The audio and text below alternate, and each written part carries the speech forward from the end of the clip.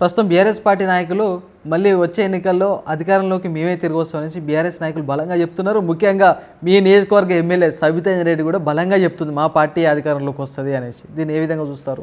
అవన్నీ కలలు కనాల్సిందే. సబితా ఇంద్రారెడ్డి గారికి డౌన్ఫాల్ మొదలైంది.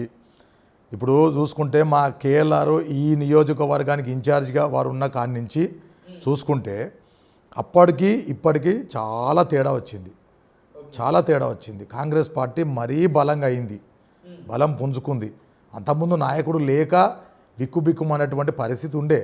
ఇవాళ నాయకుడు లేక ఏం కాదు, నాయకుడు గట్టి నాయకుడు ఉన్నాడు, అధికార పార్టీ ఉంది, కార్యకర్తలు కూడా బలంగా తయారవుతున్నారు. ఖచ్చితంగా కాంగ్రెస్ని ఓడించే శక్తి ఇక ఈసారి మాత్రం ఉండదు. ఖచ్చితంగా అధికార పార్టీ మాదే ఉంది.